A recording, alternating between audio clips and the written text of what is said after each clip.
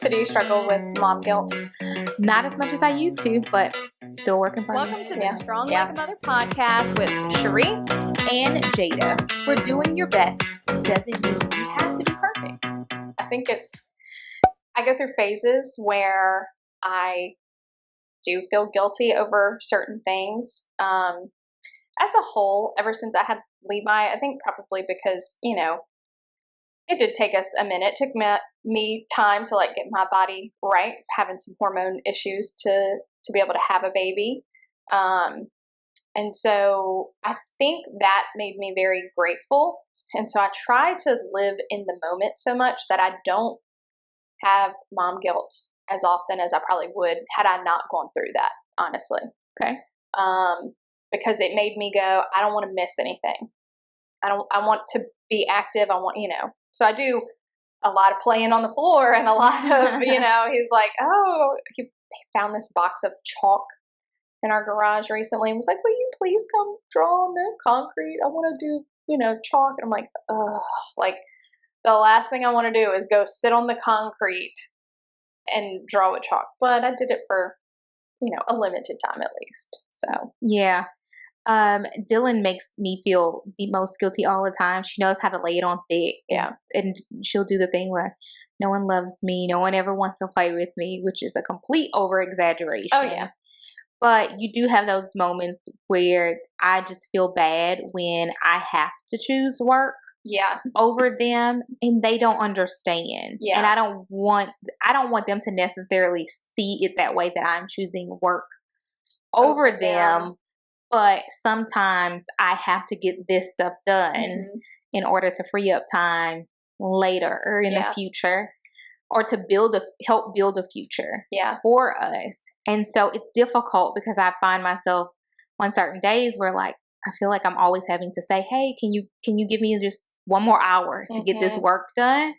And she doesn't care. She's going to come in 5 minutes later and want to talk to me or ask me to do something. Yeah. And, I don't love it, but I will stop what I'm doing, get up, go entertain that, because one day she'll be a teenager like the others and they won't ask me for as much or really care about spending time with me. And she definitely still does, even though I know our years are really numbered with her. Yeah. Yeah. I get that. I think it's one of those things that it's finding the balance. And I think working in real estate too, it's great. Like this morning we had, muffins with mom. So it's great not having to ask, I need off for, 2 hours to go do this. Yeah. So that part's great. But then on the flip side, when you've got to work on a weekend or you do have to work, evening or whatever, because that's just the nature of this business. You do work a lot of times when traditionally people are off, because that's when they can go look at houses. And so I think that can be a challenge, because I definitely go through that exact same thing. I'm like, oh, I've got to, go meet a client. And he's like, oh, but it's Saturday. And, and you do feel guilty in that moment, but it's like a balance, because it's like, if I don't do this, this is what provides, the money to do the fun stuff that we do. Yeah. And so it's like this balancing act of trying to not feel guilty, but also feeling slightly guilty, trying to find the balance in between those two things. Well, we missed a free dress deadline the other day, and this was with Riley, and I can tell she was upset. Yeah. Well, a couple of things about that is, one, she did not remind us, which we had the conversation that night, but neither one of us, I guess, Jared or I, were in the position to actually pay for it, go through the system, log in, and then it's one of those nightmare situations where you can't store a card in, so then you have to go and get your card. So it's a little extra steps, it's okay. And we forgot, and literally they cut you off, even though this is a donation to a charity or anything like that. They cut it off at midnight. They're like, if you haven't paid by midnight, it's off the... Right. You can't choose it as an option. You can't choose it the day of. Yeah. And so we had missed the opportunity. So, we had to have the conversation, which I apologized to her. Hey, we did not do it. We are sorry. But I said, do you think this one thing is going to ruin your whole day? That you still can't have a great day right.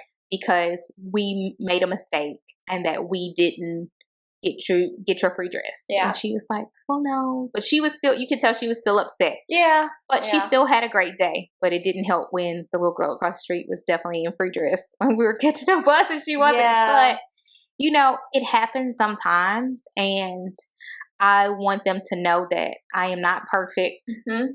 We will drop the ball sometimes. Yeah.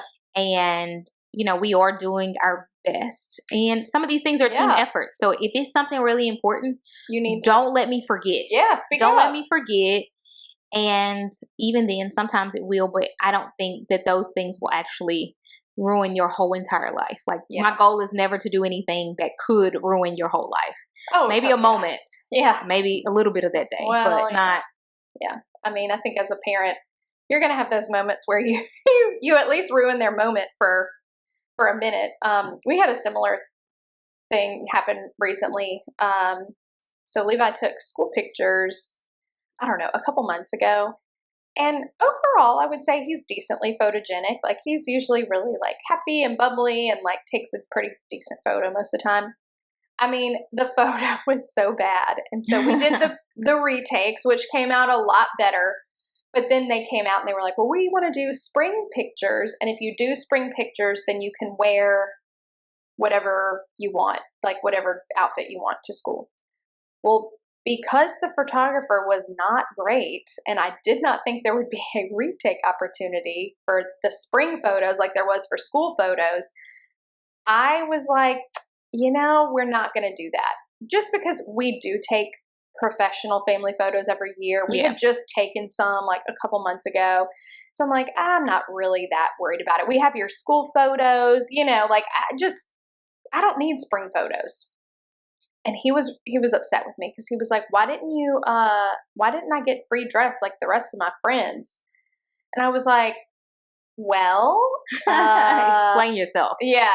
Yeah. So, I mean, obviously at 5, it wasn't like anything, but just in that moment, he was like, well, why didn't I do this? And he's like, well, next time, can I have the free dress? And I'm like, well, it technically wasn't free dress. It was people taking photos. Well, next time I want to take the photos. And I'm like, okay, duly noted, sir. Don't you forget it. Don't forget that. I mean, it's hard to keep up with all those activities. And I think that is a lot of when I do feel guilty is because, some of those things you kind of miss. And they get to participate in what I feel like is enough. Yeah. But it will never be enough to them at this point. Like, why don't we do all of this stuff? And sometimes you have to say no. Yep. Hey, we can't do this. But I've kind of started this new policy where, like, if I know it would be something that Jared would say no to anyway, I'd be like, well, your dad doesn't want us to do this. So, use like, him as a scapegoat. I mean, I hate being the bad person all the time. Like, I'm always the no person. Yeah. Like, I manage their schedules and things like that. So usually they'll come to me first. Yeah. And I'm just like I'm looking at our schedule for this last month of school and it is full. Yeah. So we really can't take on anything else. Yep. And that's okay. Yeah. For me. Yeah. Now they can get on with it or not. It is what it is. We can't fill the schedule with anything else. Everybody has performances and tests and rehearsals and this, and I'm just like, ugh. May is that time of year where everything careens into this crazy one thing after another. I feel like every May is like that, and you've got 3 kids, like that's a lot of end of year activities to manage. So yeah, I could see that. And I try to go on every field trip that is offered. Yep. It was at one point when Peyton was at a school and they basically did not let you chaperone your kids. I was like, well, I don't even go on that field trip. Oh, that sounds like why? I don't know. That was their policy. I don't know. I don't understand. Favoritism. I don't know, but I try and go to every field trip. I used to volunteer a ton at the school. Yeah. But the more I got into working for myself, and I'm like, I can't spend more time here than I am actually working while you're at school. Yeah. So I've kind of scaled back, and now I'm like, are the other girls getting slighted because I'm not at their school, which that's not the case with Dylan. I am at her school twice a week. Yeah. Every week. But Riley doesn't get that same version that Peyton got. Right. Or that Dylan got, which, I mean, she's not saying anything. So hopefully this doesn't come back in therapy in 20 years. Right. My mom never came to my school for anything. Yeah. So I don't know. I'm just doing the best I can. Mean, and that's all you can do. You know, I saw something the other day that said, like, you know, if your best that day was giving 40% and you gave 40%, like, you still gave your best. You gave 100% of what you had to give. Sometimes we just have days like that. There's only so much you can physically do. We're only human. You know, you're only one person. It can be tough. It can be tough for sure. So I know for me, like, one of the times that I have mom guilt that just kind of like creeps in, and I don't know, it happened a lot more as I was a newer mom. Like, it's rare that it happens now, but we all have our moments, right? Yeah. Is Levi will be just basically getting on my nerves for something. I don't know how else to like articulate that, but, you know, nagging me about something, interrupting me, just on and on and on. And it's like, usually the first time it's like, I don't really have a problem. Like, okay, I hear you, you know, I'm going to come back to you. And we do, you know, I try really hard to acknowledge, go, I see you need something. I need a minute. Yeah. But the other day I was on the phone with my sister, and we've had a lot of like family emergency stuff happening. She was trying to give me an update on like a family member. And twice I had told him in a row, because he hears my niece and nephew in the background. And he's like, I want to tell him hi. I want to talk to him. I want to. And it was just like constant. I'm like, Levi, I hear you, bud. Like, I'm going to, as soon as I talk to Aunt Sarah, I'm going to give you the update. And he kept on and kept on. And finally, the third time, like, part of me just kind of like snapped. And I felt bad because I kind of like ripped him a new one along. Like, I laid into him, and I'm like, hey, I just told you I need you to be patient. I am on the phone. Yeah. We have important adult things to talk about. I'm not saying that you can't talk to your cousins in just a moment, but I need to get an update on this, and I need you to be patient. And I had to walk away, and my sister's giggling at me. And she's got 5 kids total. Two step kids, three kids, and she's just giggling, and she's like, been there. I've had those days. And I'm like, after the third time, you run out of that patience. And I feel like I'm relatively good at the gentle parenting for the most part, to kind of go like, okay, no, we're not going to do that. Talk it through, you know. But I think we're all human. Like, you know, I had a human moment that it was like, yep. Yeah. Dylan, I feel like I talk about her more than any of the other girls, but we are for sure in the thick of it with her. And she just tries you. She just knows, and she has this thing now where she'll do something and she thinks it's hilarious. And when you're saying, well, why are you like, you almost question it, and she's laughing. She thinks it's funny. Yeah. And sometimes that timing just isn't right. Yeah. And I too will say it a couple gentle times, which I've grown into gentle parenting. Mm-hmm. It's not how I started, very spastic. And so she'll get it, and then like, oh, she'll storm off, and it'll be like the drama, and like, why are you always yelling at me? And I'm like, but I don't. Mm-hmm. And I'm like, but I've asked you. Mm-hmm. And you have to be respectful of what I'm asking you, especially if it's a safety hazard, which is sometimes the biggest problem with that kid. That she's doing something that I'm like, hey, please stop doing this, or please, can you, whatever that is, we'll keep repeating. And she's just like, nope, this is what I want to do right now. Yep. Take it or leave it. And then when I hurt her feelings, which I do genuinely feel bad for hurting her feelings. Right. But at the same time, you have to listen. Mm-hmm. Just give it a minute, or don't. You know you're not supposed to do that thing. They're at the age, I mean, especially Levi and Dylan are basically the same age. I mean, they know. Yeah. They know. He knows when he's being out of line. Like, I know he recognizes it. They're just seeing how far they can push that boundary. And I mean, like, if you can start off as a gentle parent, I mean, a million kudos to you, because I did not start off that way. I wanted to start off that way. I think part of it too was that I was dealing with so much like anxiety and depression after, like in my postpartum phase of life, that I was so just strung out, at that moment. And then that's really when my back problems started to really get bad. And I guess in the moment I didn't realize how bad they had gotten until I started treating it. And then I'm like, oh, you start seeing pain relief. You're like, I didn't realize I was in pain all the time. Because as moms, you just do what needs to be done. Yeah. You put your last and you do what needs to be done, which is not healthy, by the way. No.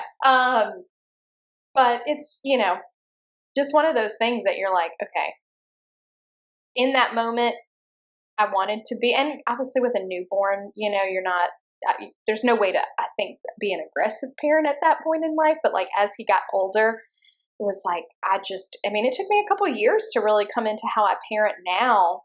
And I mean, I feel like I'm pretty dang gentle.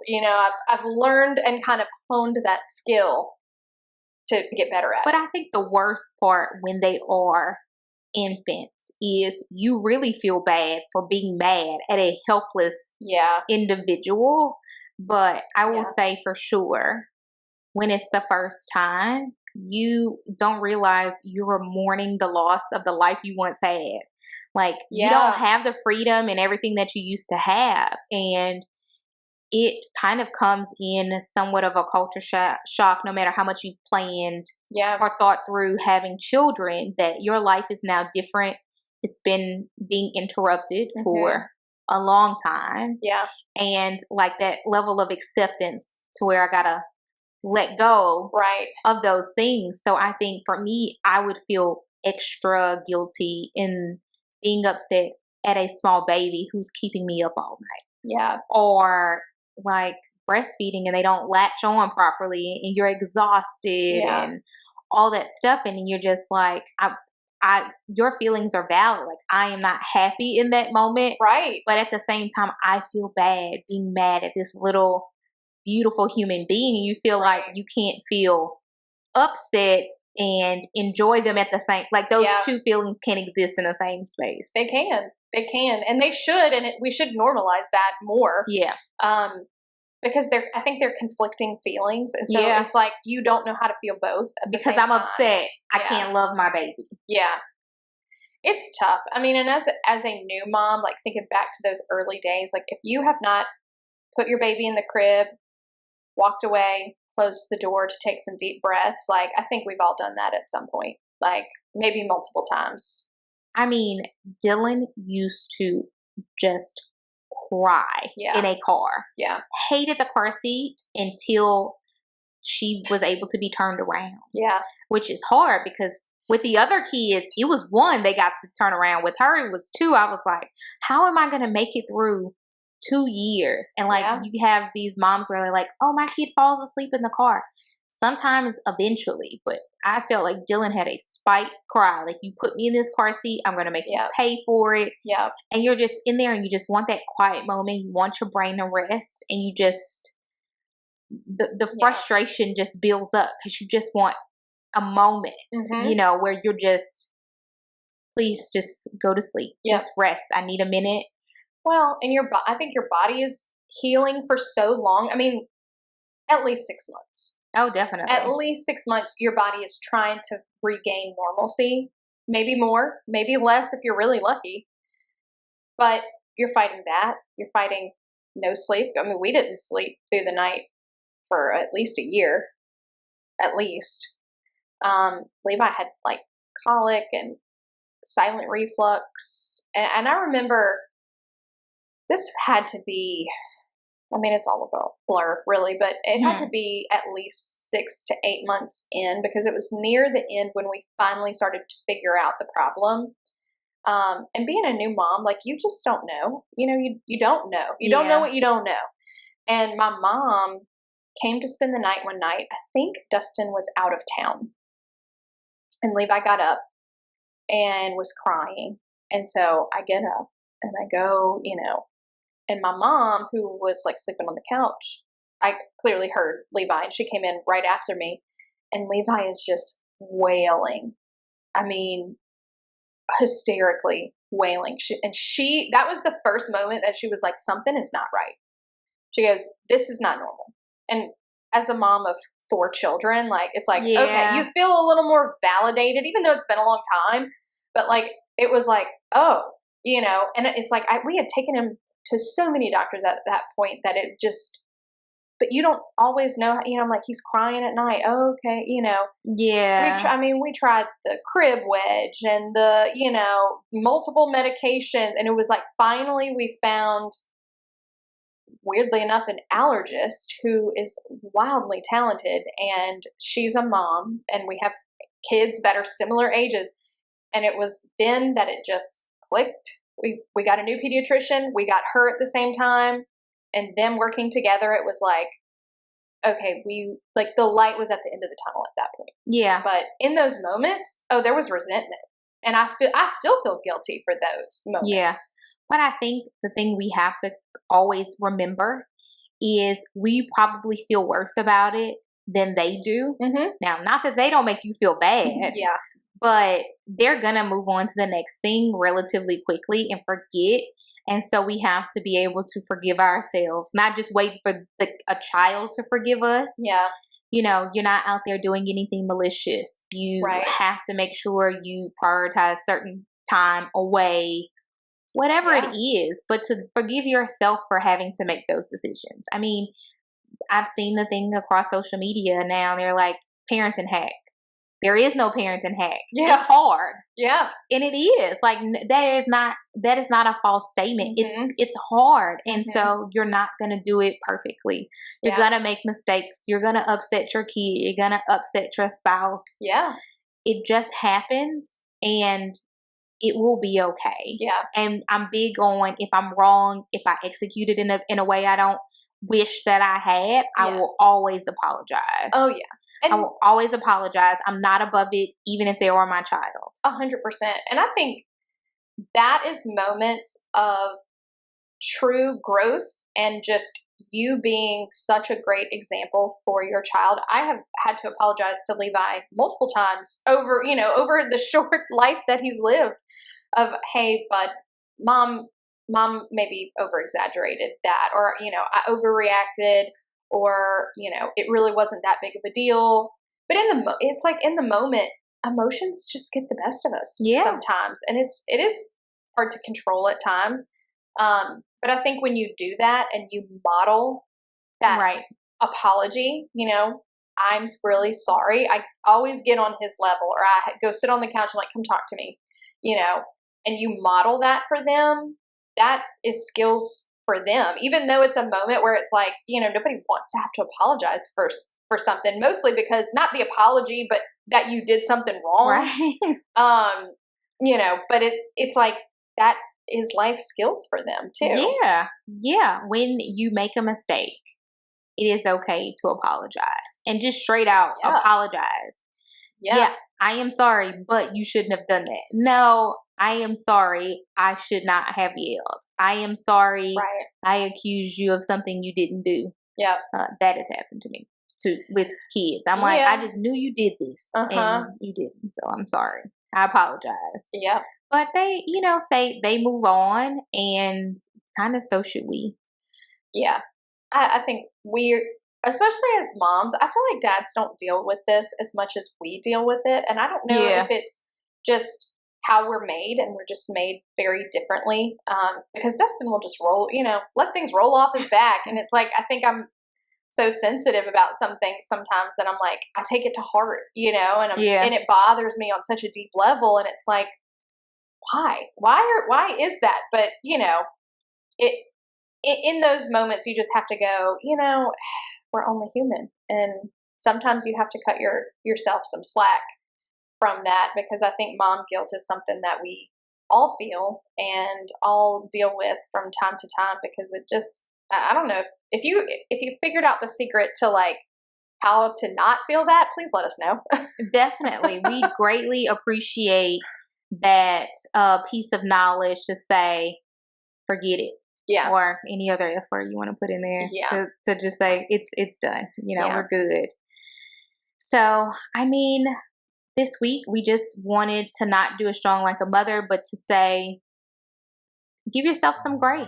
Yeah. Like, we're all doing the best we can, and we aren't perfect.